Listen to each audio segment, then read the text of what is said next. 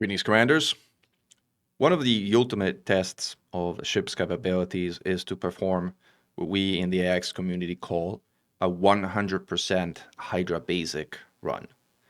A 100% Hydra basic run is a 1 versus 1 fight against the Fargoid Hydra without taking any damage whatsoever. It is effectively a hitless run.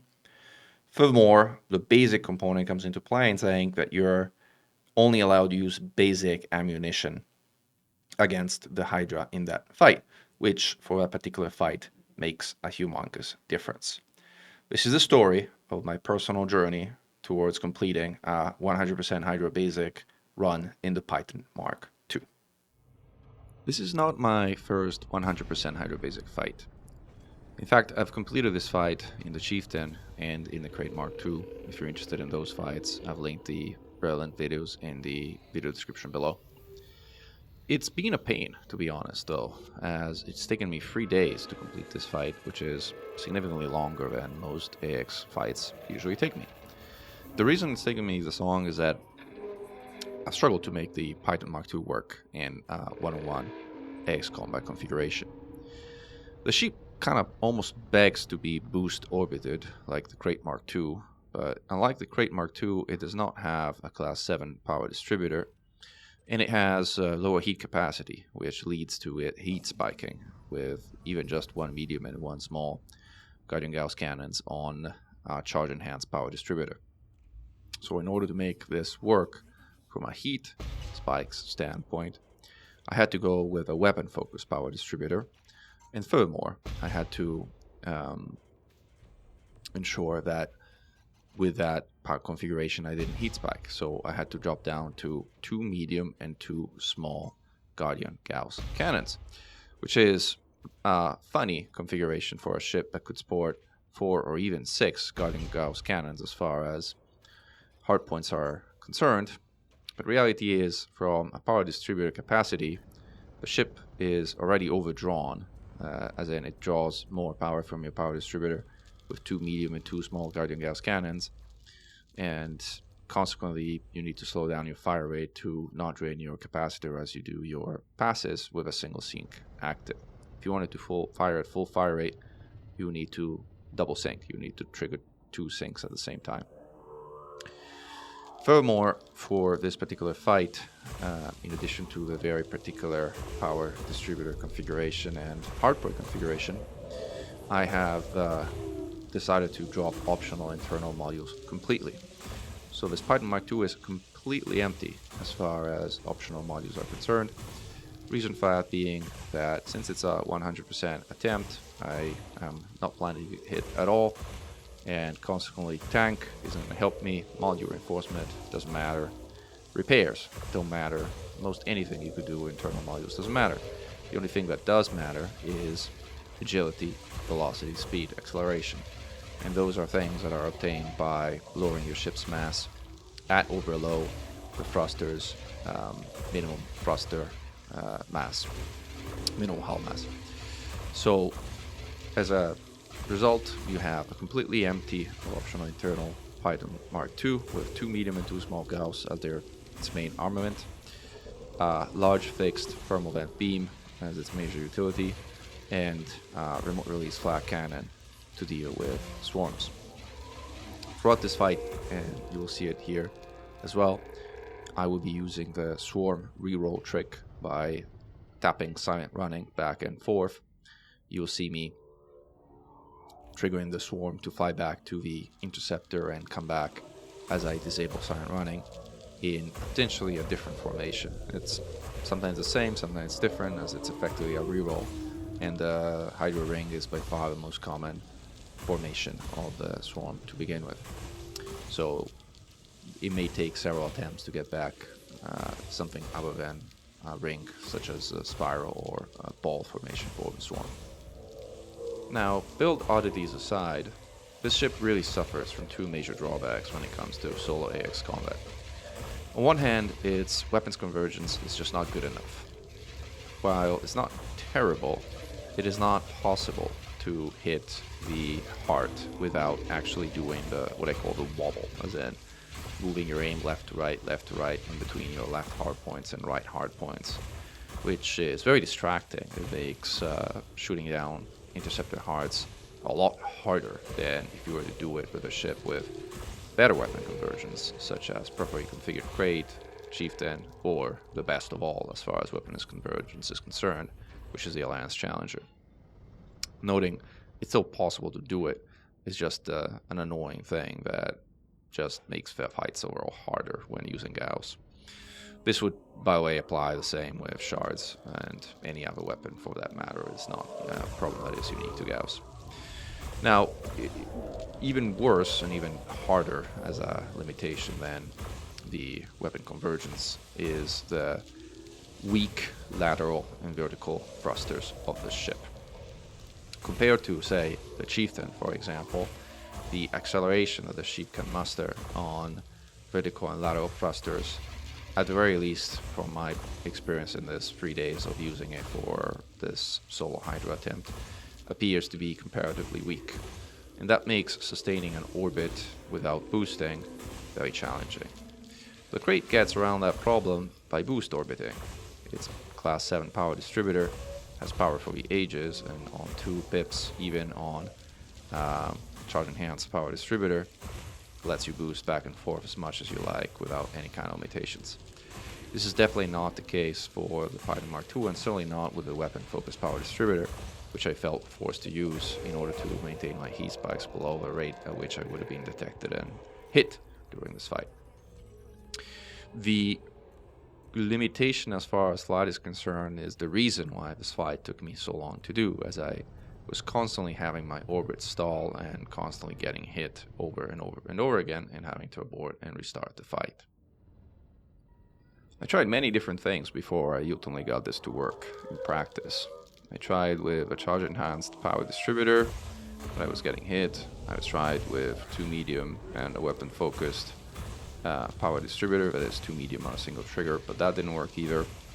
So ultimately I went with 1 medium and 1 small gauss on each trigger with a weapon focused power distributor. And I was trying to make it work solely on an unboosted orbit, but I was finding that resulting in orbit stalls pretty frequently. Then I tried to relearn the boost scoop maneuvering that the legends of Huning, Sanderling, and Danger Pencil have essentially taught me how to do with the the hold version of the scoop to cap the maximum speed of your boost and get finer control and acceleration of your ship. And that worked for a little while, but again, I was making a lot of mistakes, mostly owing due to the fact that I haven't done boost scooping in a long time. The last time I had effectively learned and used for an extensive period of time that technique was doing my Eagle versus Hydra attempts. I think it's now more than a year ago. So my boost scoop skills are certainly very rusty, but it was actually a nice thing to kind of practice some of that again, as it is a pretty interesting technique with certainly not an easy and accessible one, but one that allows you to do things that you would not otherwise be able to do. So I'm glad I had a chance to try it again, but ultimately, even then, I set that aside for instead what I used in this fight, which is a standard boost as far as the boost orbit is concerned, which I don't think I actually ever followed it with a second boost to reform the orbit. I might have done it once, but overall it was generally unnecessary.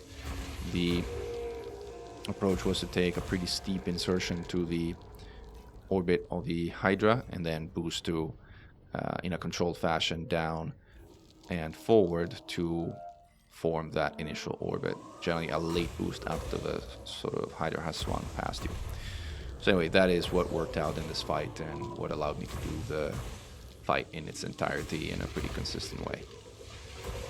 There are 2 things that this ship has which are nice compared to a Crate Mk2, and that at least it's got that going for them. For one, it's able to mount 2 medium and 2 small Gauss cannons while also having both a large beam and a flak cannon. If you want to mount any configuration of 4 Guardian Gauss cannons on a crate, you're forced to choose between either a beam or flak. So you can do a flakless fight, which is a bit faster, fight comes with a drawback of having to deal with a swarm, or you can do fight just with flak, but that gives you no means whatsoever to accelerate shield decay, which makes the fight longer, and which is annoying.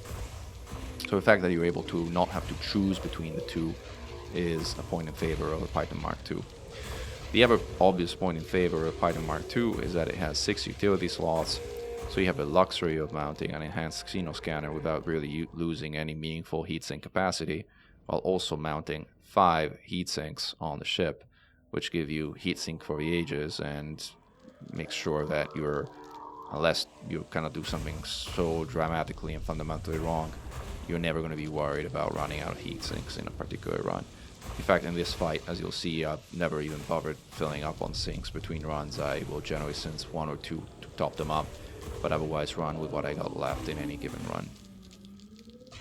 All in all, I feel this fight was unnecessarily stressful.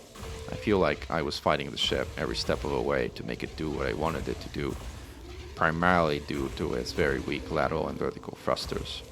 I felt like I had a very small margin to use the boost in the way that resulted in the orbit I wanted it to, and I felt that I needed to use boost scoop to control it in an even more finer way, in ways that AX fights typically do not require to do. It kind of reminded me of Hydra versus Hydra as a fight, in terms of how unfriendly the ship was to fly. Now, don't get me wrong, the Hydra handled definitely worse, but at least the Hydra didn't have the convergence problem, which is evident in the Python Mk2. This fight reinforced the impression of the Python Mk2 as a glass cannon. Stiff, with significant hard points for its size, which, however, it cannot really use to the best extent because of its very limited power distributor and power plant. And while it's fast, it really is very fragile considering its limited internals, even without considering the fact that this particular run was done with no internals at all, as it was meant to be a hitless run. I have to give to the design team the fact though that it looks really sleek. When it comes to the final pass, I was pretty tired, and candidly I was pretty much happy to have it over with. Still, I fight pretty defensively, keeping my range, as at this point in the fight the Hydra's heart does no longer regenerate, so you can shoot it and not worry about fire rate or range excessively, since you're not fighting regeneration anymore for exerts or anything along the like. This fight really cemented my view that the Python Mk2 is a ship that should not be recommended, and I repeat, not be recommended for solo AX combat. And I say that whereas I really like the Python Mk2 instead of a Titan bomber. Like, in a bomber configuration, it puts together the very best characteristics of the Crate Mk2 and of the Mamba in that particular setup.